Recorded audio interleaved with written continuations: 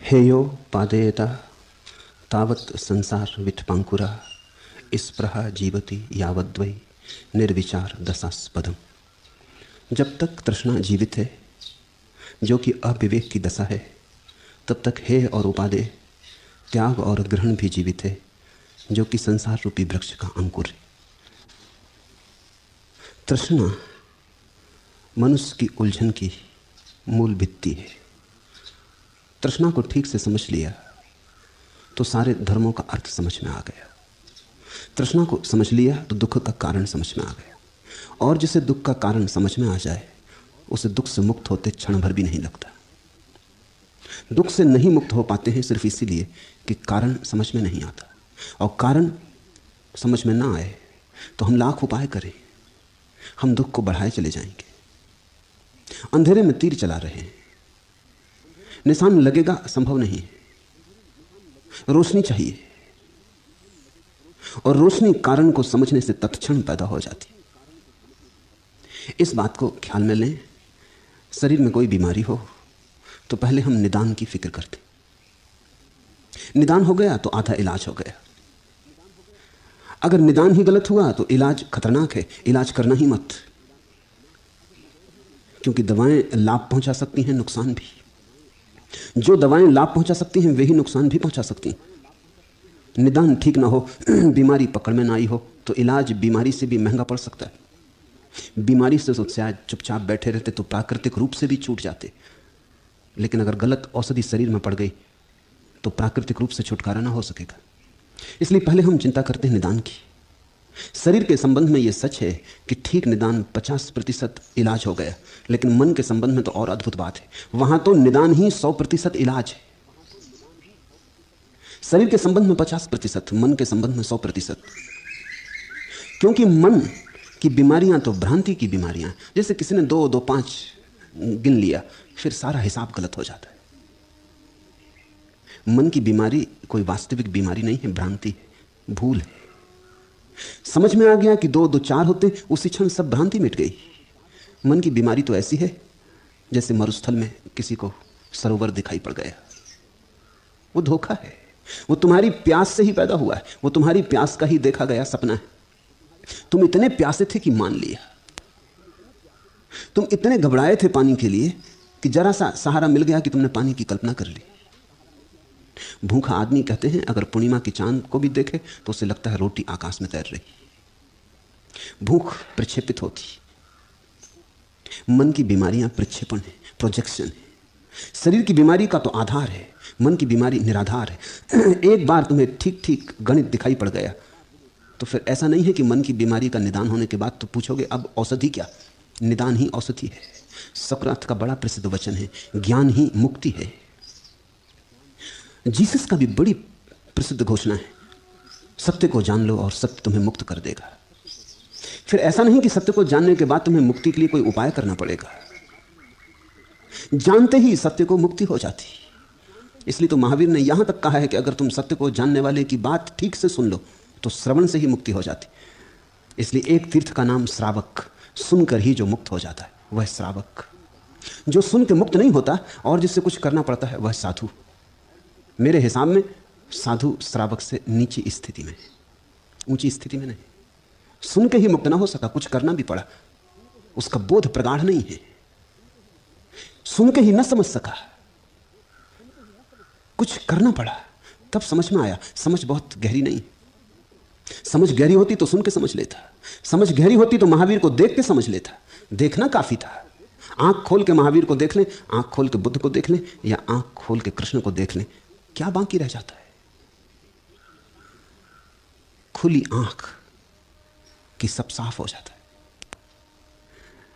तो पहला सूत्र है, जब तक तृष्णा जीवित है, जो कि अविवेक की दशा है, तब तक हेय उपादेय, त्याग और ग्रहण भी जीवित है, जो कि संसार रूपी वृक्ष का अंकुर है। तुम संसार से न छूट सकोगे जब तक तृष्णा है। तृष्णा संसार है। अब बड़ा मजा होता है, बिना समझे लोग संसार से छूटना चाहते हैं। संसार से भी छूटना चाहते हैं, उसके पीछे भी कारण तृष्णा ही है। स्वर्ग का सुख मिलेगा, कि मोक्ष का परम आनंद बरसेगा, कि समाधि की गहन शांति की दशा में प्रवेश होगा। ये सब तृष्णा है। मेरे पास लोग आते हैं, वो कहते हैं शांत होना है, ध्यान की कोई विधि बता दें कि हम शांत हो जाएं। उनसे मैं कहता हूं शांत होना हो तो तृष्णा को जानो। ध्यान की विधि से तुम शांत ना हो सकोगे, क्योंकि ध्यान की विधि भी करने तुम तृष्णा के कारण ही आए हो। शांत होना है, ये लोभ तुम्हें ले आया। लोभ के कारण तुम ध्यान करोगे कैसे? जहां तृष्णा का अभाव वहां ध्यान। फिर ध्यान करना नहीं पड़ता, ध्यान हो जाता। जो करना पड़े वह ध्यान ही नहीं, जो हो जाए वही ध्यान। जहां तृष्णा न रही, मन की तरंगें अपने आप शांत हो जाती। ऐसा समझो कि हवा के झकोरों में, हवा के झोंकों में झील की लहर उठती, झील की छाती पर लहरें उठती। तुम चेष्टा करते हो एक एक लहर को शांत करने की, तुम पागल हो जाओगे। हवा रुक जाए तो एक एक लहर को शांत ना करना पड़ेगा। हवा के रुकते ही लहरें अपने से शांत हो जाएंगी। अब मजा यह है कि हवा दिखाई नहीं पड़ती। जो नहीं दिखाई पड़ता उसको हम भूल जाते। तृष्णा भी दिखाई नहीं पड़ती, हवा जैसी है, बहुत गहन है, लेकिन अदृश्य है, हाथ में पकड़ में नहीं आती। तो जब तुम झील की छाती पर लहरों का तूफान देखते हो तो तुम सोचते हो लहरों को कैसे शांत करें, और जो मूल कारण है वो अदृश्य है। तुम एक एक लहर को शांत करने बैठ जाना, एक एक लहर को लोरी सुनाना कि सो जा, कि प्यारी बिटिया सो जा। मंत्र पढ़ना, राम राम, अल्लाह अल्लाह या नमोकार, और बीच बीच में आंख खोल कर देखना कि मंत्र का असर हो रहा कि नहीं। लहरें तुम्हारे मंत्रों को सुनने वाली नहीं है। लहरें इसलिए नहीं उठी हैं कि मंत्र का अभाव है। अगर मंत्र के अभाव के कारण उठी होती तो मंत्र के बोलते ही चुप हो जाती, बैठ जाती। लहरें इसलिए उठी हैं कि उनकी छाती पर एक अदृश्य हवा चल रही, जो हवा उन्हें कपा रही। अब पानी कोई पत्थर थोड़ी है, पत्थर पर लहरें नहीं उठती, पानी पर लहरें उठती। पानी तरल है, तरंगित होता है, अदृश्य हवा के झोंके भी उसे हिला जाते। तुम्हारे मन में जो तरंगें उठ रही हैं वो तृष्णा की हवा से उठ रही। अब बहुत लोग हैं जो मन को शांत करना चाहते, एक एक विचार को शांत करना चाहते। किसी को क्रोध का विचार आता, वो कहता किस तरह शांत हो जाए। किसी को काम वासना उठती, कहता कैसे शांत हो जाए। किसी को लोभ है, किसी को मोह है, सबको शांत करने में लगे। इससे कभी तुम शांत ना हो पाओगे। संभावना यही है कि विमुक्त तो ना हो, विक्षिप्त हो जाओ। मेरे देखे सांसारिक आदमी ही ज्यादा शांत होता है तुम्हारे तथाकथित धार्मिक आदमियों की बजाय। तो मेरी बात को जरा गौर से सुनना, और जरा फिर से जाके तुम अपने साधु सन्यासियों को देखना। तुम्हें शायद बाजार में कुछ लोग शांत मिल जाएं, तुम्हारे साधु सन्यासी शांत नहीं। क्योंकि बाजार में तो आदमी को एक ही अशांति है, क्योंकि संसार की ही लहर उसके ऊपर बह रही। ये जो मंदिर में बैठा है, ये जो आश्रम में बैठा है, ये जो साधु है, महात्मा है, इस पर एक और अशांति सवार हो गई। शांत होने की तृष्णा जग गई, मोक्ष पाने की तृष्णा। सांसारिक तो ऐसी चीजों के पीछे दौड़ रहा है जो ठीक से कोशिश करो तो मिल भी जाएं।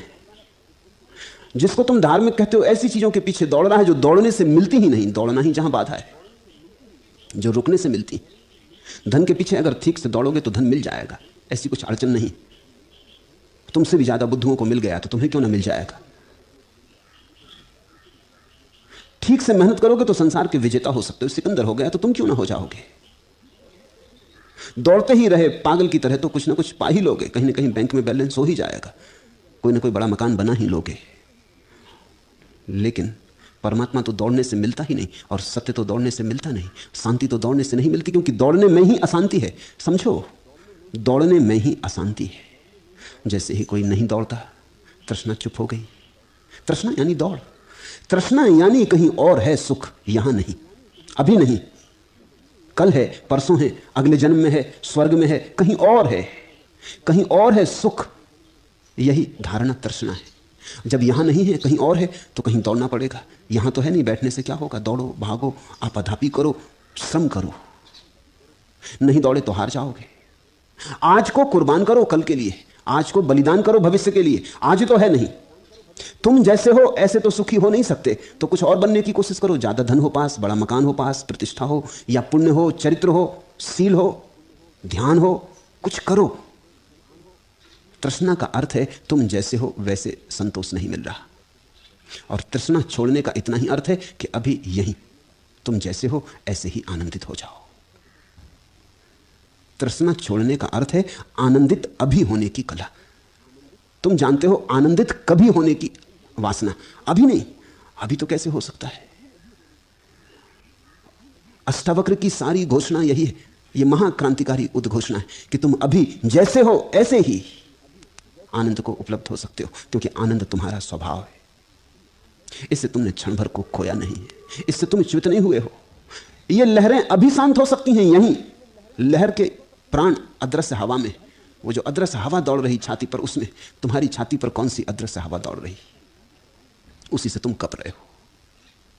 वो हवा रुक जाए, और हवा तुम ही चला रहे हो, तुम ही उस हवा को प्राण दे रहे हो, गति दे रहे हो। तृष्णा का अर्थ है असंतोष, तृष्णा का अर्थ है तृप्ति, तृष्णा का अर्थ है भविष्य, वर्तमान नहीं। जिसके जीवन से भविष्य विदा हो जाता है, उसके जीवन से तृष्णा विदा हो जाती। तृष्णा को फैलने के लिए भविष्य चाहिए। देखो इस सत्य को, मैं जो कह रहा हूं ये कोई सिद्धांत नहीं, सीधा तथ्य है। भविष्य का कोई अस्तित्व नहीं है जो अभी आया नहीं। हो कैसे सकता है? आएगा तब होगा, जब होगा तब होगा, अभी तो नहीं है। अतीत जा चुका है, भविष्य आया नहीं। इन दोनों के बीच में जो छोटा सा क्षण है वर्तमान का, वही अस्तित्ववान है। उसके अतिरिक्त सब कल्पना है। अतीत है स्मृति, भविष्य है सपना। जो है अभी इस क्षण, वर्तमान का जो छोटा सा क्षण, जो झरोखा खुलता है, वही है। तुम इसमें ही तल्लीन हो जाओ, इसमें ही डुबकी लगा लो। वही डुबकी तुम्हारी परमात्मा में डुबकी बन जाती है। शांत हो जाते हो कुछ बिना किए, प्रसाद रूप। ऐसे ही मैं शांत हुआ, जैसा मैं तुमसे कह रहा हूं, ऐसे ही तुम शांत हो सकते हो। लेकिन भविष्य की आकांक्षा मत करो। भविष्य की आकांक्षा से तनाव पैदा होता, खिंचाव पैदा होता। आज तो दुखी रहते हो, कल की आशा खींचे रखती। कल भी जब आएगा आज की तरह आएगा। कल तो कभी आता नहीं, जब आता है आज आता है। और तुमने गलत आदत सीख ली, आज दुखी होने की आदत सीख ली। तुम सदा ही दुखी रहोगे, क्योंकि जब भी आएगा आज आएगा। और आज से तो तुम्हारे संबंध नाते ही गलत हो गए, दुख के। जो नहीं आएगा वो कल है, और कल तुम सुखी होना चाहते हो। और जो आता है वो आज है, और आज तुम दुखी होने का अभ्यास कर रहे हो। तृष्णा का अर्थ है कल में होना, भविष्य में होना। जहां हो वहां ना होना, कहीं और होना। दुखी तो होगे ही। ये जो तनाव पैदा होगा, ये जो बेचैनी पैदा होगी, ये जो तरंगें उठेंगी, ये तुम्हारे प्राण को छेद जाएंगी। तुम्हारे जीवन से नृत्य और संगीत खो जाए तो आश्चर्य क्या। तुम्हारी आंखों में शांति ना हो, और तुम्हारे हृदय में परमात्मा का सितारा ना बजे तो आश्चर्य क्या। तुम्हारे रग रोए में, हृदय की धड़कन में ये जो विराट महोत्सव चल रहा है, इसके साथ सब संबंध छूट जाए, इसका पता ठिकाना ही भूल जाए तो आश्चर्य क्या। वृक्ष अभी सुखी हैं इसी क्षण, और पक्षी अभी गीत गा रहे हैं, कल के लिए स्थगित नहीं किया है। सूरज अभी निकला है, कल नहीं निकलेगा। और आकाश अभी फैला है, कल का आकाश को कुछ पता ही नहीं। ये सारा जगत मनुष्य को छोड़कर अभी है, और मनुष्य कभी है, कभी कहीं और। बस इस अभी और कभी के बीच जो तनाव है, वहां तृष्णा है। तृष्णा अशांति लाती। फिर जितनी बड़ी तृष्णा हो, उसी मात्रा में अशांति होती। इसलिए मैं तुमसे कहता हूं, सांसारिक आदमी की अशांति धार्मिक आदमी से ज्यादा बड़ी नहीं, कम है। उसकी तृष्णा ही छोटी चीजों की है, क्षुद्र चीजों की। एक कार खरीदनी, ये भी कोई बड़ी तृष्णा। थोड़ा बहुत अशांत होगा। एक बड़ा मकान बनाना, ये भी कोई बड़ी बात है। इतने बड़े मकान हैं, बनते ही रहे, बनते गिरते रहे, कोई नई बात नहीं, कुछ बड़ी विशेष बात नहीं। इसकी तृष्णा तो बड़ी छोटी है, क्षणभंगुर है। इसकी तृष्णा का तनाव भी भारी नहीं होने वाला है। लेकिन किसी को मोक्ष जाना है, इसकी तृष्णा बड़ी कठिन है। तुमने कभी किसी को मोक्ष जाते देखा? बड़े मकान बनाते लोग तुमने देखे, संसार को जीत लेने वाले लोग देखे, धन की राशियां लगा देने वाले लोग देखे। तुमने कभी किसी को मोक्ष जाते देखा? असल में मोक्ष जाने की भाषा ही अज्ञानी की भाषा है। अष्टावक्र कहते हैं, आत्मा न कहीं जाती ना आती। जाना कैसा? जाओगे कहां? रमन मरने लगे तो किसी ने पूछा कि अब आप जा रहे हैं? उन्होंने आंख खोली, कहा जाऊंगा कहां? आना जाना कैसा? फिर आंख बंद कर ली, पता नहीं सुनने वाले ने समझा कि नहीं। जाना आना कैसा? जाना आना होता ही नहीं। आकाश कहीं जाता आता? अष्टावक्र ने कहा कि तुम मिट्टी का घड़ा ले आते हो, तो मिट्टी का घड़ा आता जाता। मिट्टी के घड़े के भीतर का जो आकाश है वो कहीं आता जाता। तुम चलते हो, तुम्हारी आत्मा थोड़ी चलती। संसार चलता है, परमात्मा ठहरा हुआ। परमात्मा कील है संसार के चाक की, सब चलता रहता, परमात्मा ठहरा हुआ। मोक्ष जाना नहीं पड़ता। मोक्ष तो अनुभव है इस बात का कि मैं जहां हूं वही मोक्ष है। मैं जैसा हूं ऐसे ही मोक्ष है। तुम्हें बड़ी अजीब धारणाएं लोगों ने सिखा दी, और जिनने सिखाई हैं वो तृष्णातुर लोग हैं। निश्चित ही उन्होंने तृष्णा का पाठ पढ़ा दिया है। ऐसे ही तुम पागल थे, पागलपन को उन्होंने और सजावट दे दी है, और व्याख्या परिभाषा दे दी। तुम पागल थे धन पाने को, उन्होंने कहा इस धन के पीछे क्या पड़े हो? अरे परम धन को पाओ, मगर पाने की भाषा जारी है। तुम स्त्रियों के पीछे दौड़ रहे थे, उन्होंने कहा इन स्त्रियों में क्या रखा है? आज नहीं कल सूख के अस्थि पंजर रह जाएंगे। मुल्ला नसरुद्दीन एक स्त्री के प्रेम में था। उस स्त्री ने कहा कि विवाह के पहले मैं तुमसे एक बात पूछ लेना चाहती हूं। अभी तो मैं जवान हूं, सुंदर, जब मैं 40 वर्ष की हो जाऊंगी और मेरे गाल पिचक जाएंगे और बाल सफ़ेद होने लगेंगे और चेहरे पे झुर्रियों के पहले दर्शन होने लगेंगे और मैं बूढ़ी होने लगूंगी, तब भी तुम मुझे प्रेम करोगे? मुल्ला ने कहा, अरे तो 40 वर्ष में तुम्हारा ऐसा होने का इरादा, तो ये बात ही खत्म करो, इस झंझट में पड़ेंगे क्यों? अगर 40 वर्ष में तुम्हारे ऐसे इरादे हैं चेहरे पे झुर्रियां पार डालने के और बाल सफ़ेद कर लेने के और गाल पिचक जाने के, तो क्षमा करो, अच्छा किया पहले बता दिया शादी के पहले, तो अभी शादी में उलझ जाती तो और झंझट होती। ये बात ही भूल जाओ। तुम्हारा धार्मिक आदमी तुमसे क्या कह रहा है? वो कह रहा है कहाँ अस्थि पंजरों के पीछे पड़े हो, स्वर्ग में अप्सराएं हैं, स्वर्ण की उनकी काया है, उन्हें खोजो। पद के पीछे पड़े हो, ये दिल्लियां बनती बिगड़ती रहती, तुम इस झंझट में ना पड़ो। ऊपर एक बड़ी दिल्ली है, वहां जो पहुंच गया पहुंच गया। यहां की दिल्ली का तो कुछ भरोसा नहीं, आज तख्त पे कल नीचे, जो तख्त पे है वो गिरता ही है। दिल्ली पहुंच पहुंच के होता क्या, राजघाट पे कब्र बन जाती, आखिरी परिणाम हाथ में क्या लगता है। एक और दिल्ली है ऊपर, परम पद, वहां पहुंचो। ये तुम्हारे तृष्णा को फैलाने की बात हो रही है। तुमसे कहा जाता है क्षणभंगुर को छोड़ो, शाश्वत को खोजो, मगर बात वही है, भाषा वही है, दौड़ वही, तृष्णा वही है। और बड़े अंधर चढ़ेंगे तुम्हारी छाती पर, और बड़ी लहरें उठेंगी, तुम और अशांत हो जाओगे।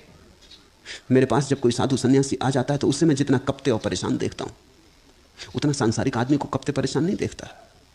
क्योंकि तुम तो सत्य की खोज में लगे हो, वो तो असत्य की खोज में लगा है। तुम तो संभव के पीछे पड़े हो, वो असंभव के पीछे पड़ा है।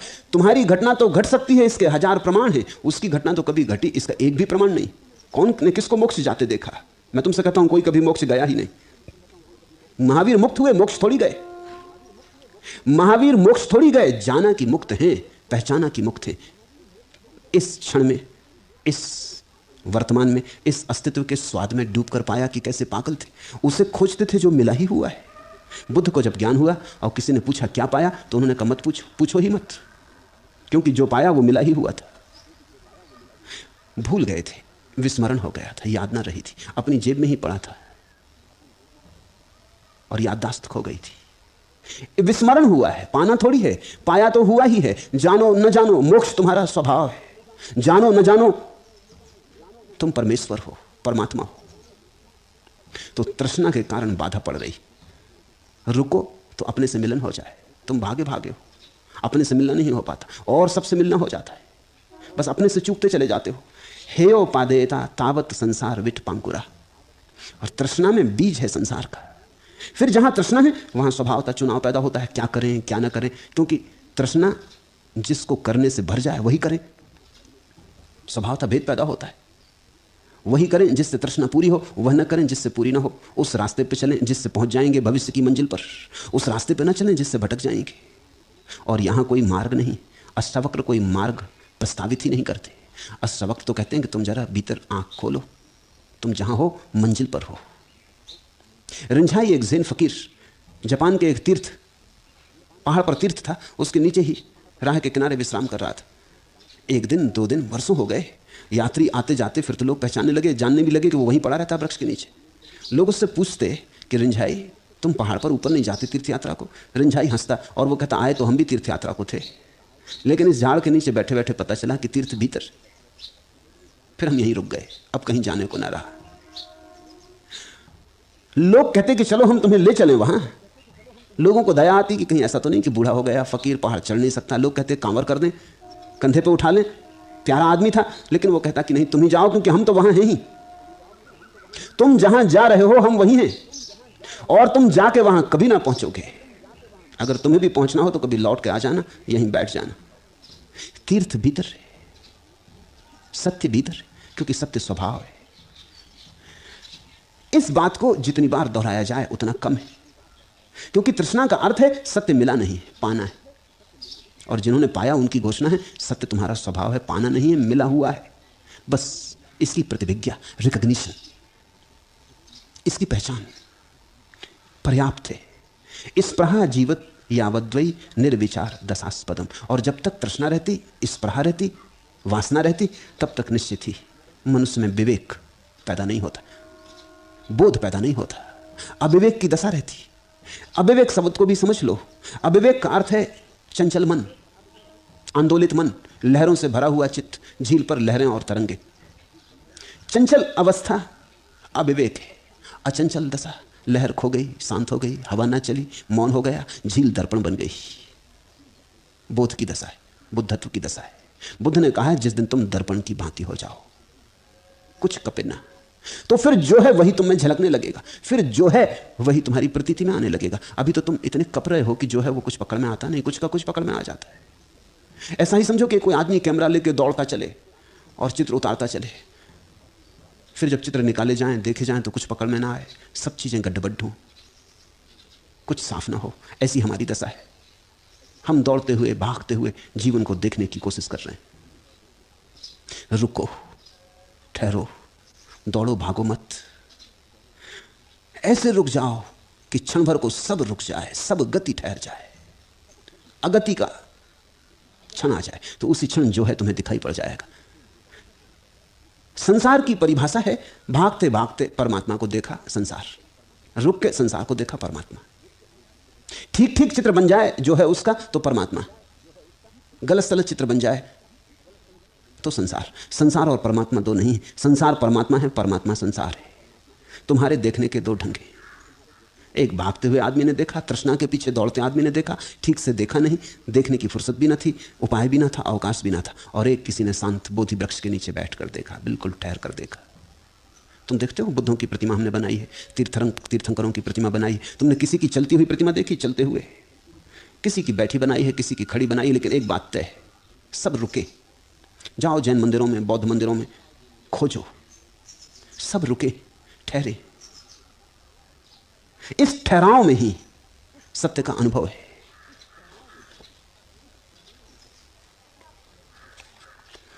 प्रवृत्ति में राग, निवृत्ति में द्वेष पैदा होता है। इसलिए बुद्धिमान पुरुष द्वंद्व मुक्त बालक के समान जैसा है वैसा ही रहता है। सुनो इस अद्भुत वचन को। प्रवृत्तो जायते रागो निवृत्त्यो द्वेष एव ही निर्द्वंदो बाल बद्धि मानेव मेव व्यवस्थिता। अब अगर तुम्हारे मन में तृष्णा है तो दो बातें पैदा होंगी, यावत स्पृहा यावत निर्विचार दशा स्पदम। जहां चित्त में तरंगे हैं वहां तुम्हारी बोध की दशा खो गई, तुम गहन अंधकार में भर गए, जो है वो दिखाई नहीं पड़ता। तुम्हारी आंखें सुस्पष्ट न रही, स्वच्छता खो गई, आंखों का कुंवारापन खो गया, आंखें दूषित हो गई। तुम्हारी आंख पर विकृति का चश्मा लग गया।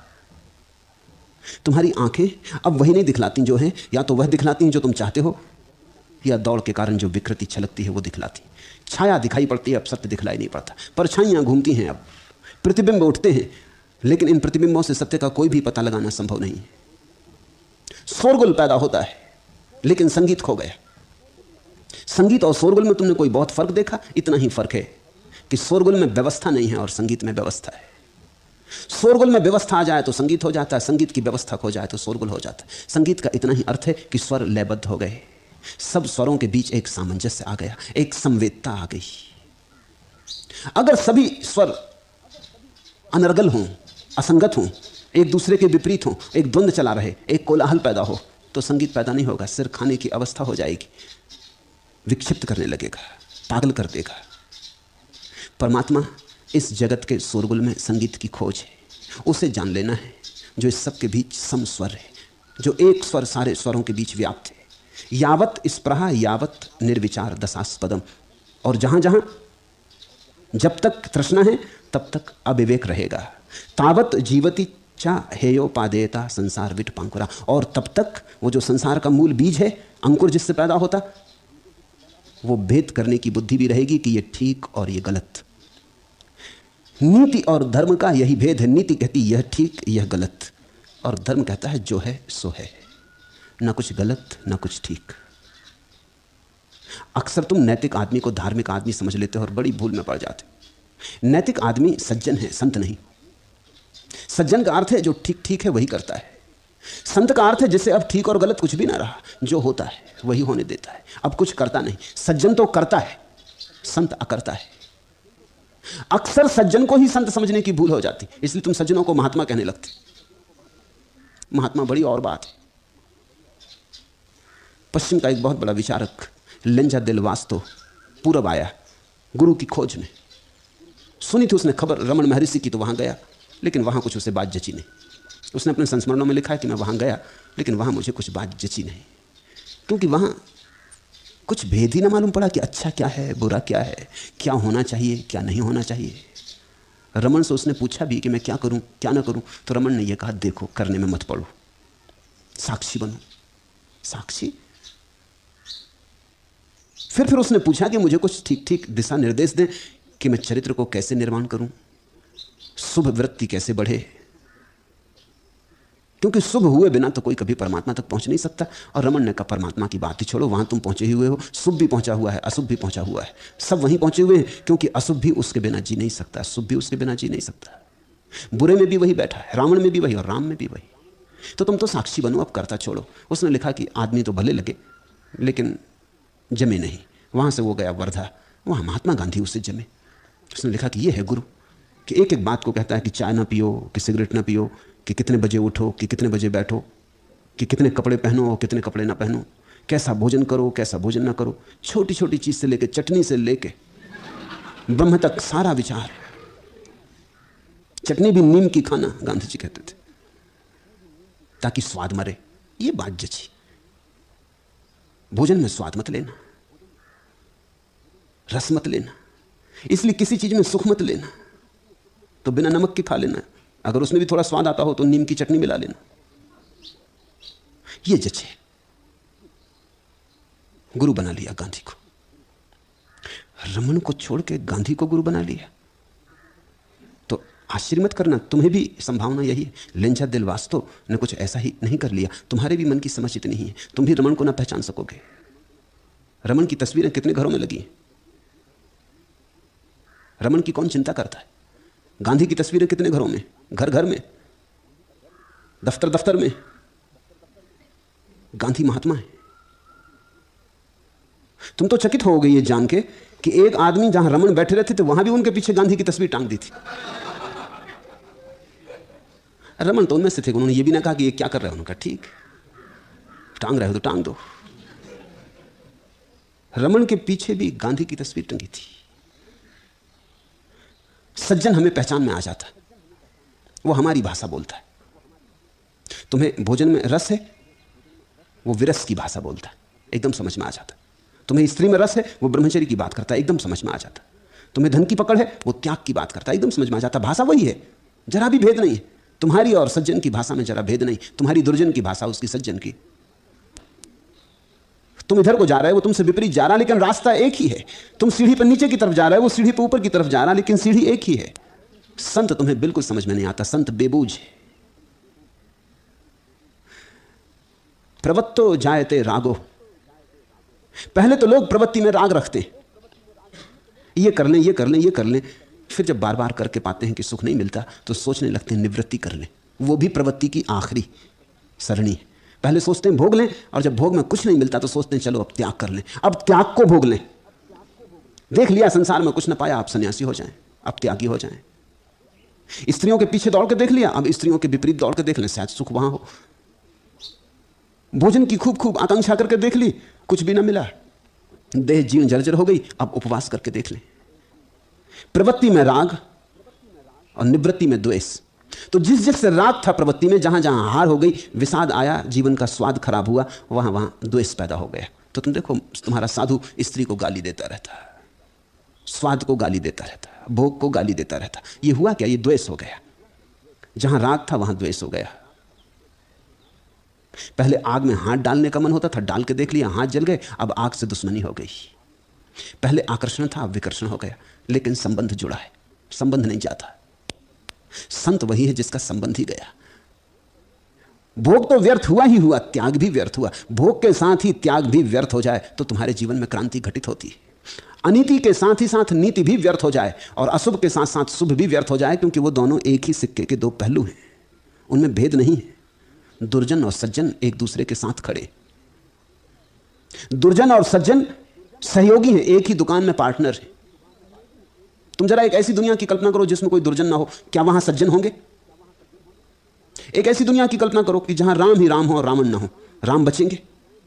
राम के बचने के लिए रावण का होना एकदम जरूरी है। रावण के बिना राम हो नहीं सकते। ये भी क्या राम होना हुआ, ये तो बड़ी मजबूरी हुई। ये तुम थोड़ा सोचो, ये तो राम रावण पर निर्भर है। रावण भी ना हो सकेगा राम के बिना।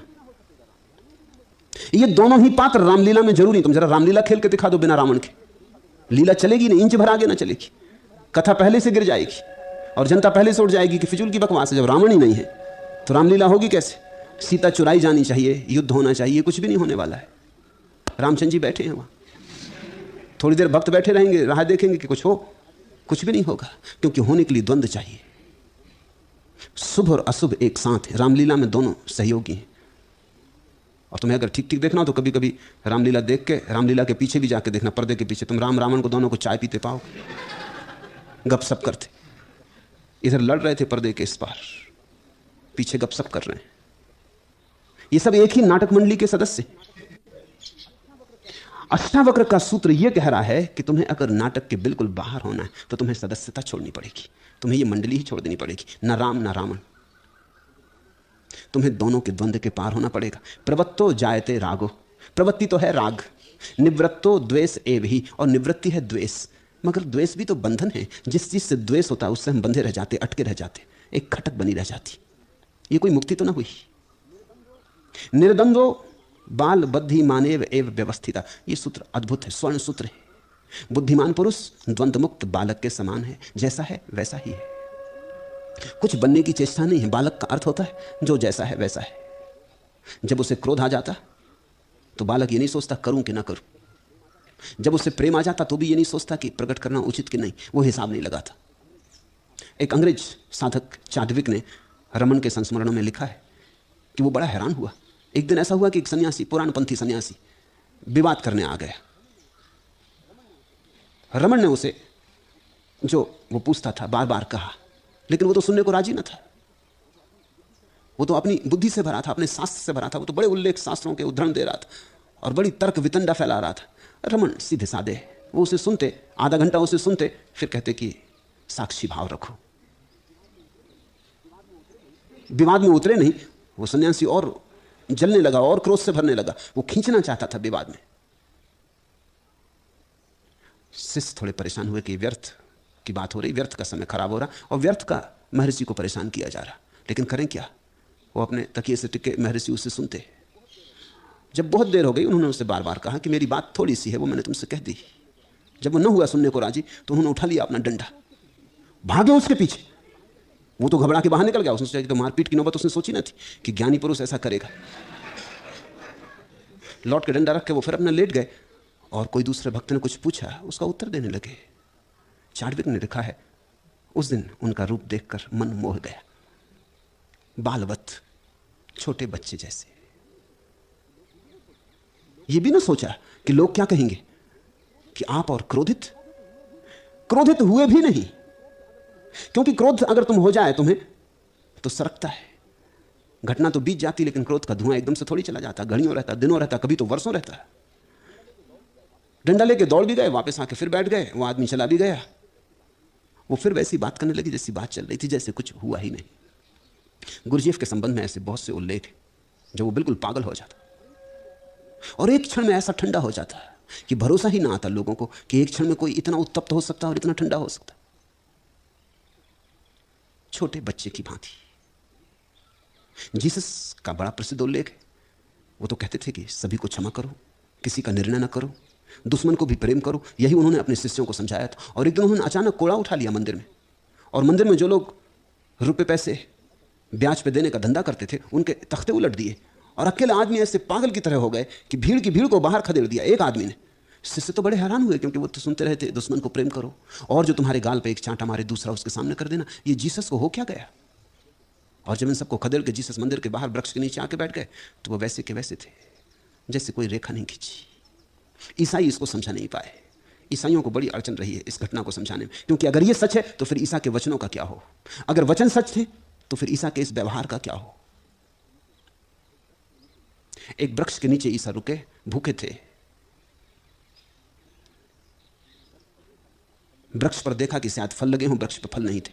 तो ईसा ने कहा कि देख, हम आए और तूने फल ना दिए तो तू सदा सदा के लिए बेफल रहेगा, अब तुझमें फल पैदा ना होंगे। बर्टन रसल ने लिखा है जीसस के खिलाफ कि यह आदमी बातें तो करता है शांति की, लेकिन वृक्ष पे नाराज हो गए। अब वृक्ष का क्या कसूर? अगर फल नहीं लगे तो वृक्ष का कोई कसूर है? इसमें नाराज हो जाना, और इतना नाराज हो जाना कि सदा के लिए कह देना अभिशाप कि कभी तो उस पर फल ना लगेंगे, ये तो बात ठीक नहीं मालूम पड़ती। रसल का तर्क भी ठीक है। रसल ने एक किताब लिखी, why I am not a Christian, मैं ईसाई क्यों नहीं। उसमें जो दलीलें गिनाई उनमें एक दलील यह भी है कि जीसस का व्यवहार उच्छृंखल है, और जीसस के व्यवहार में शांति नहीं है, अशांति। और निश्चित ही ऐसे उल्लेख हैं जो कि कहते हैं कि अशांति मालूम होती, इसमें तो नाराजगी क्या होनी। लेकिन अगर तुम पूरब के मनीषियों से पूछो तो तुम कहोगे वृक्ष पर नाराज कोई बच्चा ही हो सकता है। थोड़ा सोचना, छोटे बच्चे को देखा, टेबल से धक्का लग जाता तो टेबल को एक चांटा लगा देता कि अपनी जगह रहे, अगर ज़्यादा गड़बड़ किया तो बहुत पिटाई हो जाएगी। दीवार से सिर टकरा जाता तो दीवार को मारने लगता। ये छोटे बच्चे का व्यवहार है।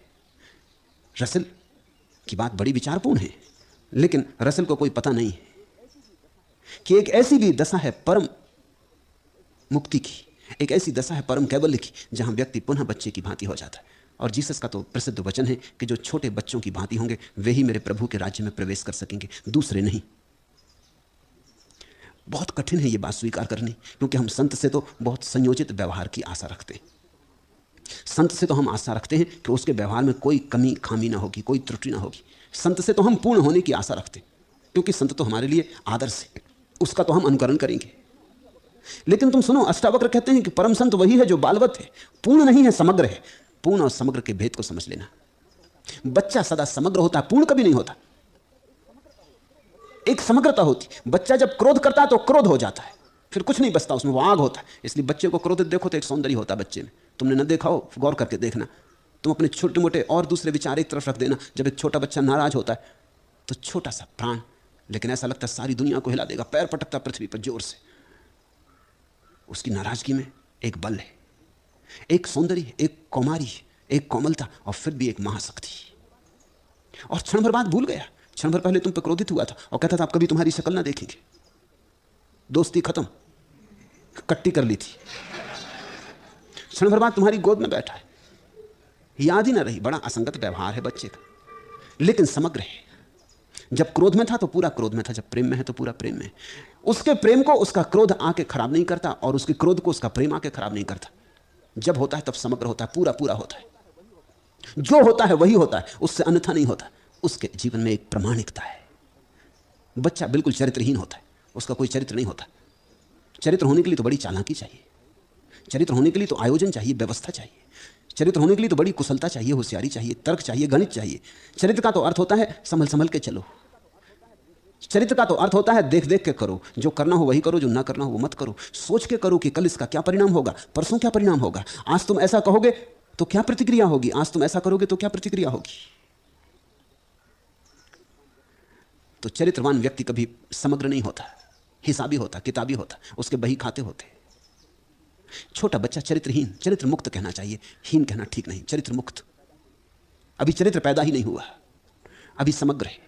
अभी तो जो भीतर की सच्चाई है वही बाहर प्रकट होती है। अगर भीतर क्रोध है तो बाहर क्रोध है, अगर भीतर प्रेम है तो बाहर प्रेम है। अभी भीतर और बाहर में द्वंद्व पैदा नहीं हुआ, अभी भीतर और बाहर में एक रास्ता है। संत पुनः बच्चे की भांति हो जाता है, अब फिर बाहर और भीतर में एक रास्ता होती। संत का कोई चरित्र नहीं होता। चौंकना मत जब मैं ऐसा कहता हूं, संत का कोई चरित्र हो ही नहीं सकता। सज्जन का चरित्र होता है, दुर्जन में दुष्चरित्रता होती। संत तो चरित्र के पार होता है, चरित्रातीत। बुद्धिमान पुरुष द्वंद्व मुक्त, उसके पास दो का भाव नहीं रह जाता, ये ठीक और ये सही, ये है ये उपादेय, ये शुभ ये अशुभ, ये माया ये ब्रह्म, ऐसा कुछ नहीं रह जाता। जो है। द्वंद्व मुक्त बालक के समान जैसा है वैसा ही रहता है। संत होना सहज होना है। तुमने 3 शब्द सुने हैं, सविकल्प समाधि, निर्विकल्प समाधि, सहज समाधि। सविकल्प समाधि में विचार रहता, निर्विकल्प समाधि में विचार चला जाता, लेकिन विचार चला गया है इसका बोध रहता। सहज समाधि में वो बोध भी चला जाता, न विचार रहता न निर्विचार रहता। सहज समाधि का अर्थ है आ गए अपने घर, हो गए स्वाभाविक, अब जैसा है वैसा है, जो है वैसा है, उससे अन्यथा की ना कोई चाह है ना कोई मांग है। इस जैसे हो वैसे ही के साथ राजी हो जाने में ही तृष्णा का पूर्ण विसर्जन। फिर तृष्णा कैसी, फिर तृष्णा नहीं बच सकती है। निर्द्वंदो बालवत धीमान एवं एव व्यवस्थिता वही है बुद्धिमान जो निर्द्वंद बालक की भांति हो गया। वही है धीमान, उसी के पास प्रतिभा है। जैसा है वैसा ही उसमें ही स्थित। अन्यथा की कोई मांग नहीं, जरा भी तरंग नहीं उठती अन्यथा की। बहुत कठिन है यह बात समझनी। है तो बहुत सरल, लेकिन समझनी कठिन, क्योंकि हमें जो समझाया गया है वो इसके बिल्कुल विपरीत पड़ता है। हमें तो समझाया गया है चोरी छोड़ो, अचोर बनो, झूठ छोड़ो, सच बोलो। ये सच के ऊपर जा रही है बात। कबीर के जीवन में ऐसा उल्लेख है कि वो रोज उनके घर भजन करने लोग इकट्ठे होते। कबीर तो सहज समाधि में थे, बालवत थे। वो जब लोग इकट्ठे हो जाते और भोजन का समय होता तो उनसे कहते चलो भोजन कर जाना। अब कहाँ जाते हो, भोजन कर जाओ। पति तो ऐसा कहे, लेकिन पत्नी बड़ी मुश्किल में पड़ गई। वे कहाँ से रोज रोज भोजन लाओ, इतना भोजन। कबीर तो गरीब आदमी थे, कपड़ा बुन के बेच लेते थे जो थोड़ा बहुत, वो भी जो भजन इत्यादि से समय बच जाता कभी तो बुन लेते, उसी में काम चलाना था। तो पत्नी ने कहा कि मैं तो न कह सकूंगी, क्योंकि मैं कैसे कहूं कि घर में कुछ भी नहीं है, मैं कैसे खिलाऊं, कहां से लाऊं, उधारी बढ़ती जाती। बेटे को कहा कमाल को कि तू अपने बाप को समझा कि अब ये कहना बंद कर दो, हमारे पास सुविधा नहीं है। लोग भजन करें, जाएं तो जाने दो, उनको रोको मत। हाथ पकड़ पकड़ के रोकते हो कि बैठो भोजन करके जाना, कहां जाते हो। लोग जाना भी चाहते हैं, क्योंकि लोगों को पता है कि घर में भोजन की सुविधा नहीं है। तो कमाल ने कबीर से कहा, एक दफा कहा, दो दफा कहा, तीन दफा कहा, चौथी दफा कमाल नाराज हो गया। कमाल भी कमाल का ही बेटा था। उसने कहा बंद करते हो कि नहीं? क्या हम चोरी करने लगे? उधारी चढ़ गई सिर पर, चुकती नहीं। अब तो एक ही उपाय बचा, अगर तुमने ये जारी रखा तो हम चोरी करने लगे। कबीर तो खिल गए जैसे कमल खिल जाए। कबीर ने कहा पागल, तो पहले क्यों ना सोचा? इतने दिन खुद परेशान, तू परेशान, तेरी मां परेशान, और इतने दिन मुझे भी परेशान कर रहे हो, तो पहले क्यों ना सोचा? कमाल तो चौंका, उसने कहा हद हो गई। इसका क्या अर्थ हुआ? क्या चोरी के लिए भी स्वीकृति? लेकिन कमाल भी कमाल था। उसने कहा तो ठीक, तो आज चोरी करने जाएंगे, लेकिन आपको मेरे साथ चलना पड़ेगा। उसने सोचा कि मजाक ही होगी, जब बात मुद्दे की आएगी और चोरी करने की बात उठेगी तो शायद इंकार कर जाएंगे। लेकिन कबीर ने कहा हाँ चलूंगा। कमाल भी कमाल ही था। रात आ गया, उठ के आधी रात कहा कि चलो। अभी भी सोचता था कि आखिरी वक्त में वो नट जाएंगे, चोरी और कबीर बात कुछ मेल खाती नहीं। लेकिन कबीर उठ गए, हाथ में धो के चल पड़े, कहने कहाँ चलना, चल। मगर कमाल भी कमाल ही था। उसने जाके सेंध लगा दी एक मकान में। उसने कहा हो सकता है अब रुक जाए। वो भी आखिरी दम तक देखना चाहता था कि मामला कहां तक जाता है।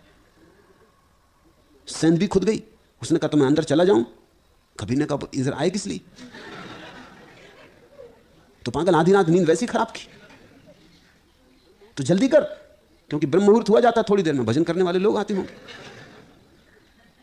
बड़ी अनूठी कहानी, अनूठी क्योंकि उसके फिर मुकाबले में कोई कहानी पूरे संत साहित्य में नहीं।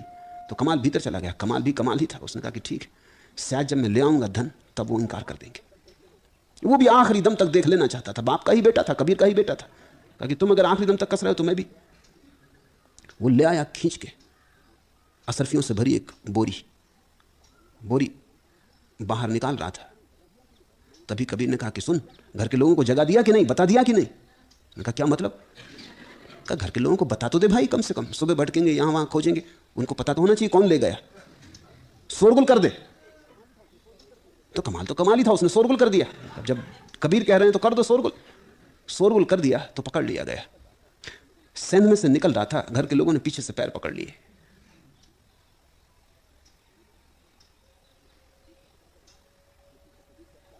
तो उसने पूछा कबीर से अब क्या करना? लोगों ने पैर पकड़ लिए। तो कबीर ने कहा पकड़े रहने दे पैर का करना भी क्या है, सिर में तेरा लिए जाता हूं। कहते हैं सिर काट लिया, सिर ले गए। घर के लोगों ने पीछे खींच लिया कमाल को। बिना सिर का था तो पहचानना मुश्किल हो गया कि कौन है क्या है, लेकिन कुछ रंग ढंग से लगता था कि अपूर्व व्यक्ति है। गंध कुछ ऐसी थी, हाथ पैर का सौंदर्य ऐसा था, शरीर का अनुपात ऐसा था, कोमलता ऐसी थी, प्रसाद ऐसा था। बिना सिर के भी था तो भी। किसी ने कहा कि हमें तो ऐसा लगता है कि कबीर का बेटा कमाल है, तो इसे बाहर खंबे पे लटका दें, पहचान हो जाएगी। क्योंकि थोड़ी देर में कबीर की मंडली निकलेगी भजन करते, कोई ना कोई पहचान लेगा। तो उन्होंने खंबे पे लटका दिया बाहर। थोड़ी देर बाद मंडली निकली कबीर की भजन करते, पकड़े गए। क्योंकि कमाल का शरीर वहां लटका था। रोज की आदत, पुरानी आदत, ऐसे जल्दी तो छूटती नहीं। जब लोगों को भजन करते देखा वो ताली बजाने लगे। वो जो लाश लटकी थी वो ताली बजाने लगी। कहानी तो कहानी ही है, सच होनी चाहिए ऐसा नहीं, लेकिन बड़ी प्रतीकात्मक है कि कबीर चोरी को भी राजी हो गए, बेटे का सर काटने को भी राजी हो गए।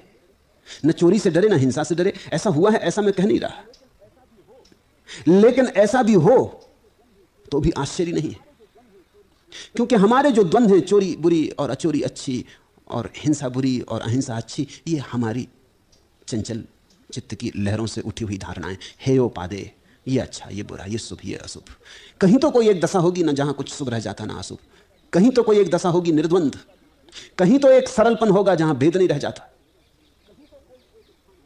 कहीं तो कोई एक स्थान होना चाहिए, एक स्थिति होनी चाहिए जहां सब द्वंद्व खो जाते हैं, द्वैत लीन हो जाता है, अद्वैत का जन्म होता है।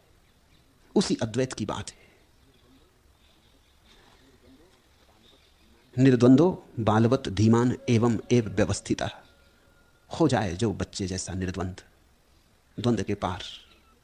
एक बात और यहां समझ लेना, बच्चे जैसा कहा है, बच्चा ही नहीं कहा, क्योंकि अगर ऐसा हो तो सभी बच्चे संतत्व को उपलब्ध हो गए, लेकिन बच्चे संतत्व को उपलब्ध नहीं। बच्चे तो अभी भटकेंगे, बच्चे तो भटकने की पहली दशा में, भटकने के पूर्व। संत है भटकने के बाद, वर्तुल पूरा हो जाता है, जहां से चले थे वहीं आ जाते हैं। अगर तुम्हारा जीवन ठीक ठीक विकासमान हो, ठीक ठीक वर्धमान हो, अगर तुम्हारा जीवन ठीक से चले, तो जब तुम पैदा हुए जैसे तुम बच्चे थे, वैसे ही मरते वक्त पुनः तुम्हें बच्चे हो जाना चाहिए। तो वर्तुल पूरा हो गया, जहां से चले थे वहीं वापस आ गए, मूल स्रोत उपलब्ध हो गया। यह अंतिम बालपन की बात हो रही है। बच्चों जैसे का अर्थ है बच्चे नहीं जो गुजर चुके जीवन के सारे अनुभवों से, और फिर भी बच्चे जैसी सरलता को उपलब्ध हो गए। बच्चे तो बिगड़ेंगे, बच्चे तो बिगड़ने को बने, बच्चे तो अभी तैयार हो रहे हैं बिगड़ने के लिए, अभी निकाले जाएंगे बहिष्ठ के बाहर, अभी स्वर्ग खोएगा, अभी उनकी जो निर्दोषिता है वो कोई उपलब्धि नहीं है, वो प्रकृति की भेंट है। सभी बच्चे सुंदर, सभी बच्चे शांत, सभी बच्चे समग्र पैदा होते, फिर धीरे धीरे विसंगतियां पैदा होती, विरोध पैदा होते, धीरे धीरे बच्चे का बचपन खोता चला जाता, पाप पैदा होता। पाप का इतना ही अर्थ है भेद शुरू हो गया, कपट पैदा होता है, कपट का इतना ही अर्थ है हिसाब आ गया, सरलता चली गई, जैसे थे वैसे ना रहे, जैसे नहीं है वैसा बतलाने लगे, राजनीति आ गई, कूटनीति आ गई। बच्चा तो भटकेगा, बच्चे को भटकना ही पड़ेगा, क्योंकि बिना भटके जगत के अनुभव से गुजरने का कोई उपाय नहीं। ये जगत के बीहड़पन में भटकना पड़ेगा। संत है जो इस बीहड़पन से गुजर गया, इस सब को देख लिया, अच्छे को भी बुरे को भी, और दोनों को आसार पाया। जिन्होंने बुरे में सार देखा वो दुर्जन, जिन्होंने अच्छे में सार देखा वो सज्जन, जिन्होंने दोनों में सार नहीं देखा वो संत, जो दोनों के पार हो गए, जिन्होंने दोनों को देख लिया, दोनों को देखा, खूब देख लिया, भरपूर देख लिया, और दोनों को थोथा पाया। मैंने ऐसी दुनिया जानी, इस जगती के रंगमंच पर आऊं मैं कैसे क्या बनकर, जाऊं मैं कैसे क्या बनकर, सोचा यत्न किया जी भर, किंतु कराती नियति नटी है मुझसे बस मनमानी, मैंने ऐसी दुनिया जानी। आज मिले दो यही प्रणय है, दो देहों में यही हृदय है, एक प्राण है एक श्वास है, भूल गया मैं यह अभिनय है, सबसे बढ़कर मेरे जीवन की थी यह नादानी, मैंने ऐसी दुनिया जानी। देखा बुरा, भूल गए कि नाटक है, देखा भला, भूल गए कि नाटक है। बुरे में जो भटक गया हो गया रावण, भले में जो भटक गया हो गया राम। जिसने बुरे को ओढ़ लिया हो गया पापी, जिसने भले को ओढ़ लिया हो गया पुण्यात्मा। जिसने बुरे में जड़ें जमा ली हो गया हीनात्मा, और जिसने भले में जड़ें जमा ली हो गया महात्मा। लेकिन जिसने दोनों में जाना, सोचा यत्न किया जी भर, किंतु कराती नियति नटी है मुझसे बस मनमानी, मैंने ऐसी दुनिया जानी।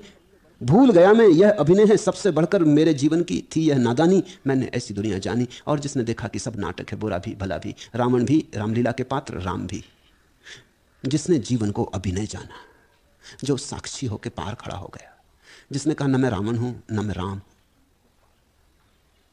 वह पार हो गया। मेरे पास बहुत मित्र पत्र लिख के भेज देते हैं कि आप कृष्ण पर बोले, बुद्ध पर बोले, जीसस पर बोले, कबीर, नानक, दादू, सहजो, फरीद, सूफियों पे बोले, जैन फकीरों पे बोले, राम को क्यों छोड़ जाते? तुलसी की रामायण को क्यों छोड़ जाते? तुलसीदास पर क्यों नहीं बोलते? राम पर क्यों नहीं बोलते? कारण है सज्जन में मेरी बहुत रुचि नहीं है, संत में मेरी रुचि। राम मर्यादा पुरुषोत्तम, मर्यादा के जो पार है उसमें मेरी रुचि। कृष्ण में मेरी रुचि है क्योंकि कृष्ण मर्यादा शून्य। कृष्ण से ज्यादा चरित्रहीन व्यक्ति पाओगे संसार में? कृष्ण से ज्यादा गैर भरोसे योग्य व्यक्ति पाओगे कहीं? किसी बात का पक्का नहीं, छोटे बच्चे जैसा व्यवहार है। कसम खा ली थी कि शस्त्र ना उठाऊंगा, फिर उठा लिया। कसमों का कोई हिसाब रखे? किसको याद रहे कसम? छोटे बच्चे जैसा व्यवहार है। मुझसे लोग पूछते हैं कि कृष्ण के इस व्यवहार में आप क्या देखते हैं? कुछ भी नहीं देखता, सीधा सरल व्यवहार है। खा ली थी कसम किसी क्षण में, तो वो क्षण गया, नया क्षण आ गया। अब इस नए क्षण की नई स्थिति, इस नए क्षण का नया संवेग, इस नए क्षण के लिए नया उत्तर चाहिए। पुरानी कसम से बंधे रहते तो मर्यादा होती, बंधे ना रहे। अस्तित्व के नए ढंग के साथ नए हो लिए। तुमने कृष्ण का एक नाम सुना? रणछोड़ दास जी, भगोड़ा दास जी। भाग खड़े हुए, किसी मौके पर देखा कि भागने में ही सार है, तो फिर ऐसा नहीं कि जिद्द की तरह अड़े रहेंगे कि चाहे जान रहे कि जाए, झंडा ऊंचा रहे हमारा। नहीं, भाग गए कि देखा कि परिस्थिति भागने की है, तो इसमें अकड़ ना रखी। उनके भक्तों ने भी खूब नाम बना लिया, रणछोड़ दास जी। कृष्ण में एक मर्यादा पार की प्रभा है। कृष्ण को समझना थोड़ा कठिन। राम सीधे साफ है। राम में कुछ विशिष्ट नहीं, महिमापूर्ण है मगर विशिष्ट नहीं। महात्मा है लेकिन संत नहीं, इसलिए जान के छोड़ता रहा हूं। जब परम की ही बात करनी हो तो राम वहां नहीं आते। और इसी की सूचना हिंदुओं ने भी दी। उन्होंने भी राम को अंशावतार कहा, पूर्णावतार कहने की हिम्मत नहीं की क्योंकि बात गलत हो जाएगी। कृष्ण को पूर्णावतार कहा कि पूरा पूरा परमात्मा है। पूरा पूरा परमात्मा का अर्थ हुआ अब मर्यादा भी नहीं। मर्यादा भी आदमी की होती, सीमा आदमी की होती। तो ठीक है, राम के लिए मर्यादा पुरुषोत्तम नाम, कि पुरुषों में उत्तम मर्यादा वाले, सबसे बड़ी मर्यादा वाले, लकीर के बिल्कुल फकीर है। कि किसी धोबी ने कह दिया अपनी पत्नी से कि तू रात भर कहां रही, तू मुझे राम समझी कि वर्षों रह गई सीता रावण के घर और फिर ले आए, छोड़ ये बातें, निकल घर से। बस ये बात काफी हो गई कि ये तो मर्यादा टूटती। तो मर्यादा टूटती है। सीता की अग्नि परीक्षा भी ले ली, सब तरह उसे खोरा, उसको पूरा पक्का खरा पाया, फिर भी उसे जंगल छुड़वा दिया। मर्यादा टूटती। कृष्ण बड़े और ढंग के, कोई मर्यादा नहीं, मर्यादा मात्र शून्य। इसलिए कृष्ण को पूर्णावतार कहा है। परमात्मा जैसे पूरा पूरा उतरा, परमात्मा संत में पूरा पूरा उतरता, महात्मा में बंधा बंधा उतरता, और दुर्जन में तो पड़ गया गड्ढे में, कीचड़ कबाड़ में, जैसे शराबी पड़ा होता नाली में। ऐसा दुर्जन में परमात्मा नाली में पड़ जाता, सज्जन में खड़ा हो जाता, संत में उड़ने लगता। संत की ही बात मैंने की है अब तक, इस आशा में कि जहां जाना है, जो होना है, उसकी ही बात करनी उचित है। बीच के पड़ावों की क्या बात करना। राम एक सराय है, मंजिल नहीं। रुक जाना रात भर। अगर कृष्ण समझ में ना आते हो तो राम पर रुक जाना, बिल्कुल ठीक है। बाहर पड़े रहने की बजाय खुले आकाश के नीचे धर्मशाला में ठहर जाना, लेकिन धर्मशाला मंजिल नहीं। इसलिए तुलसी का मेरे मन में कोई बहुत मूल्य नहीं है। स्थिति स्थापक है। कबीर की बात और कबीर क्रांति है, तुलसी परंपरा, पिटा पिटाया है, कुछ नया नहीं, कोई मौलिक नहीं, कोई क्रांति का स्वर नहीं। क्रांति के स्वर सुनने हो तो कबीर में सुनो, या नानक में सुनो, या फरीद में, या अष्टावक्र में सुनो। अष्टावक्र तो महास्रोत हैं क्रांति के। जगत में जितने भी आध्यात्मिक क्रांतिकारी हुए, सबकी मूल सूचनाएं अष्टावक्र में मिल जाएंगी। अष्टावक्र जैसे मूल स्रोत हैं, हिमालय हैं, जहां से सारी क्रांति की गंगाएं निकली।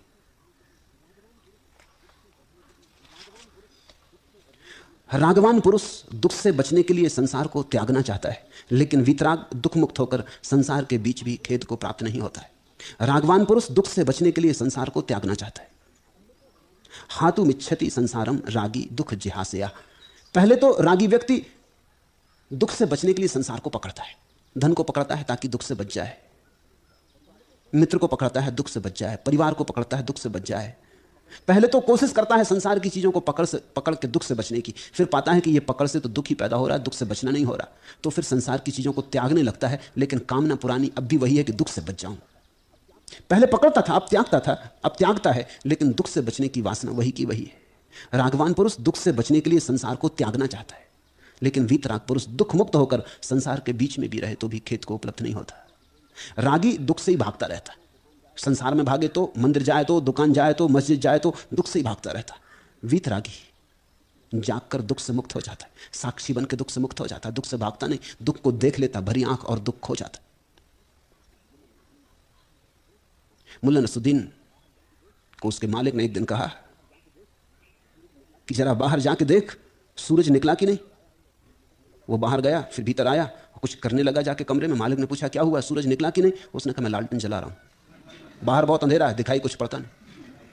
अब सूरज को देखने के लिए कोई लालटेन जलानी पड़ती, और जो सूरज लालटेन जला के दिखाई पड़े वो सूरज होगा। जैसे ही व्यक्ति को दुख को देखने की क्षमता आ जाती, दुख खो जाता। सूरज उगा, रात गई, अंधेरा गया, साक्षी जगह, दुख गया। दुख पैदा ही इसलिए हो रहा है कि हम तादात्म्य के अंधकार में खो गए, सोचते हैं मैं शरीर, मैं मन, मैं ये, मैं वो, इस वजह से सारी तकलीफ है। जैसे ही साक्षी जगह, मैं ना दे रहा ना मैं मन रहा, मैं तो चिन्ह मात्र हो गया, चैतन्य मात्र हो गया, उसी क्षण दुख गया। वीतराग दुख मुक्त होकर संसार के बीच बना रहता और किसी खेत को प्राप्त नहीं होता। वीतरागो ही निर्दुखस्त निर्दुखा तस्मिन अपि न खिद्यति। फिर कहीं भी रहे वीतराग पुरुष, संसार में कि संसार के बाहर। और संसार के बाहर कहां जाओगे, जहां है वहां संसार ही है। आश्रम में भी संसार है, मंदिर में भी संसार है, हिमालय पर भी संसार है, संसार से जाओगे कहां। जो है संसार है, इसलिए भागने से तो कोई राह नहीं है, तुम जहां हो वहीं जागने से राह है। जिसका मोक्ष के प्रति अहंकार है और वैसा ही शरीर के प्रति ममता है, वह न तो ज्ञानी है और न योगी है, वह केवल दुख का भागी है। यस्साभिमानो मोक्षे अपि देहे अपि ममता यथा। जिसकी ममता लगी देह में वो दुख पाएगा। यस्साभिमानो मोक्षे अपि, और जिसका अहंकार मोक्ष से जुड़ गया वो भी दुख पाएगा। देहे अपि ममता तथा, और जो शरीर से जुड़ा वो भी दुख पाएगा। धन को तुमने समझा मेरा है तो दुख पाओगे, धर्म को समझा कि मेरा है तो दुख पाओगे, संसार को कहा कि जीत लूंगा तो दुख पाओगे, कहा कि परमात्मा को पाके रहूंगा तो दुख पाओगे। तुम हो तो दुख है, तुम दुख के साकार रूप हो। अहंकार दुख की गांठ है, अहंकार कैंसर है, गड़ता रहेगा, चुभता रहेगा, सड़ता रहेगा। नचा योगी नवा ज्ञानी केवलम दुख भागसो। ऐसा व्यक्ति जिसका शरीर से मोह लगा है या मोक्ष से मोह लग गया, संसार से लगा मोह या परमात्मा से, ऐसा व्यक्ति न तो योगी है न ज्ञानी है, केवल दुख का भागी। अष्टावक्र कह रहे हैं तुम शरीर से तो छूट ही जाओ, परमात्मा से भी छूटो। संसार की तो बात दौड़ छोड़ ही दो, मोक्ष की दौड़ भी मन में मत रखो। तृष्णा के समस्त रूपों को छोड़ दो, तृष्णा मात्र को गिर जाने दो। तुम तृष्णा मुक्त होकर खड़े हो जाओ, इसी क्षण परमानंद बरस जाएगा, बरस ही रहा है। तुम तृष्णा की छतरी लगाए खड़े हो तो तुम नहीं भीग पाते। यदि तेरा उपदेशक शिव है, विष्णु है अथवा ब्रह्मा है, तो भी सबके विस्मरण के बिना तुझे स्वास्थ्य नहीं होगा। सुनते हो इस क्रांतिकारी वचन को? छोटे मोटे गुरुओं की तो बात छोड़ो, स्वयं अगर शिव भी उपदेश कर रहे हो और ब्रह्मा और विष्णु, तो भी कुछ ना होगा जब तक तुम जागोगे नहीं। स्वयं परमात्मा भी खड़े होकर तुम्हें समझाए तो भी तुम समझोगे नहीं, क्योंकि बाहर से समझ आती ही नहीं। समझ का तो भीतर अंकुरन होना चाहिए। कोई दूसरा थोड़ी तुम्हें जगा सकता है। जागोगे तो तुम जागोगे। तुम्हारी हालत ऐसी है जैसे जागा हुआ आदमी बन के पड़ा है कि सो रहा है। अब उसको तुम हिलाओ डुलाओ, वो करवट बदल लेता। सोया होता तो शायद जग भी जाता, मगर वो जागा हुआ पड़ा, आंख बंद किए हुए पड़ा है, उठना नहीं चाहता, उठने की आकांक्षा नहीं। तो तुम कैसे जगाओगे? जो सोने का धोखा दे रहा है वो कैसे जागेगा? और तुम सोने का धोखा दे रहे हो। तुम्हारे भीतर का जो आत्यंतिक केंद्र है वो जागा ही हुआ है, वो कभी सोया नहीं। सोना वहां घटता नहीं, घट नहीं सकता, उसका स्वभाव जागना है। चैतन्य का अर्थ जागना है। तो तुम सोने का बहाना कर रहे हो। अब बहाने कर रहे हो, तुम्हारी मर्जी। अष्टावक्र कहते हरो यदुपदेष्टा ते हरि कमल जो अपिवा तथापि न तव स्वास्थ्यम सर्व सर्व विस्मरणाद्रते। जब तक तू सब न भूल जाए जो बाहर से सीखा, तब तक स्वास्थ्य, शांति, सत्य का अनुभव न होगा। शिव का अर्थ है जिनके हाथ में जगत के विध्वंस की क्षमता है। विष्णु का अर्थ है जिनके हाथ में जगत को चलाने की क्षमता है। ब्रह्मा का अर्थ है जिनके हाथ में जगत को बनाने की क्षमता है। जिसने जगत बनाया वो भी सत्य को नहीं बना सकता तुम्हारे लिए। जगत तो माया है, सपना है, सपना बना लिया ब्रह्मा ने। लेकिन सत्य ना बना सकेंगे। और जो इस सपने को चला रहा है संभाले हुए, साधे हुए है विष्णु, इस विराट लीला को जो चला रहा है, वो भी सत्य को जगाने में समर्थ ना हो सकेगा। इतना विस्तार जिसके बस में, वो तुम्हारे ऊपर उसका कोई बस नहीं, तुम उसके पार हो। और जो सारे जगत को नष्ट कर सकता है, वो भी तुम्हारे अज्ञान को नष्ट नहीं कर सकता। शिव भी तुम्हारे अज्ञान को नष्ट नहीं कर सकता। अष्टावक्र ये कह रहे हैं कि तुम्हें बाहर से सब भांति मुक्त हो जाना पड़ेगा। सदगुरु वही है जो तुम्हें बाहर से मुक्त कर दे, जो तुम्हें तुम्हारे ऊपर फेंक दे, जो तुम्हें तुम्हारे ऊपर छोड़ दे, जो तुमसे कहे भूल जाओ जो बाहर से सीखा, छोड़ दो शास्त्र जो बाहर के हैं, छोड़ दो सिद्धांत जो बाहर के, न रहो हिंदू, न मुसलमान, न ईसाई, न जैन, न बौद्ध। तुम तो भीतर उतर जाओ, जहां कोई सिद्धांत नहीं, कोई शास्त्र नहीं, कोई शब्द नहीं। तुम तो उस निर्विचार में डूब जाओ। तुम तो वहां जागो जहां तुम्हारी आत्यंतिक प्रज्ञा का दिया जल रहा है। वहीं से, केवल वहीं से और केवल वहीं से रूपांतरण संभव है। ये सुनते? इसलिए मैं कहता हूं बार बार कि कृष्णमूर्ति जो आज कह रहे, वो अष्टावक्र की प्रतिध्वनि है। कृष्णमूर्ति कहते कोई गुरु नहीं। अनेक लोगों को लगता है कि ये तो बड़ी शास्त्र विपरीत बात है। कहां शास्त्र विपरीत बात? शास्त्रों का शास्त्र कह रहा कोई गुरु नहीं, ब्रह्मा विष्णु महेश भी नहीं। लेकिन इसका यह अर्थ मत समझ लेना कि अष्टावक्र की गीता का कोई उपयोग नहीं। यही उपयोग है। शास्त्र वही जो तुम्हें शास्त्र से भी मुक्त करा दे, गुरु वही जो तुम्हें गुरु से भी मुक्त करा दे। फ्रेडरिक नीत्शे के महाग्रंथ 10 स्पेक झरथुस्त्रा में जब झरथुस्त्र अपने शिष्यों से विदा होने लगा, तो उसने कहा आखिरी संदेश, जो मैंने कहना था कह चुका, जो तुम्हें समझाना था समझा चुका। आखिरी बात याद रखना, इस महामंत्र को कभी मत भूलना। जो मैंने कहा उसे भूल जाना, मगर इसे मत भूलना। वो सब चौंक के खड़े हो गए। उन्होंने कहा क्या शेष रहा है बताने को? तो उसने कहा एक बात, बिवेयर ऑफ झरथुस्त्रा, मैं जा रहा हूं, मुझसे सावधान। ये सदगुरु का लक्षण है। जो भी मैंने तुमसे कहा भूल जाना, कोई चिंता नहीं, लेकिन यह बात कभी भूल के मत भूलना कि खतरा है कहीं झरथुस्त्र से मोह आसक्ति ना बन जाए। नहीं तो तुम फिर बाहर से उलझ गए। कोई बाहर की स्त्री से उलझा, कोई बाहर के धन से उलझा, कोई बाहर के परमात्मा से उलझा, कोई बाहर के गुरु से उलझ गया। उलझन जारी रही। मुक्ति है भीतर, मुक्ति है स्वयं में। तुम्हारा स्वभाव मुक्ति है।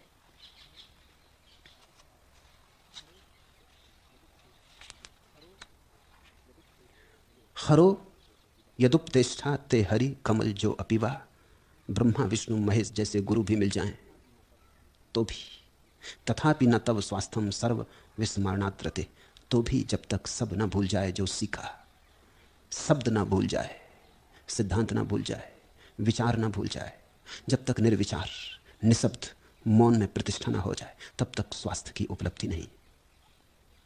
स्वास्थ्य यानी मोक्ष, स्वास्थ्य यानी निर्वाण, या कहो परमात्मा, परात्पर ब्रह्म, मोक्ष, मुक्ति, जो भी नाम देना चाहो।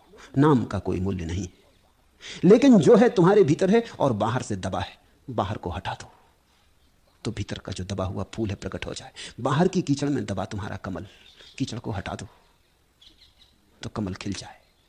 उस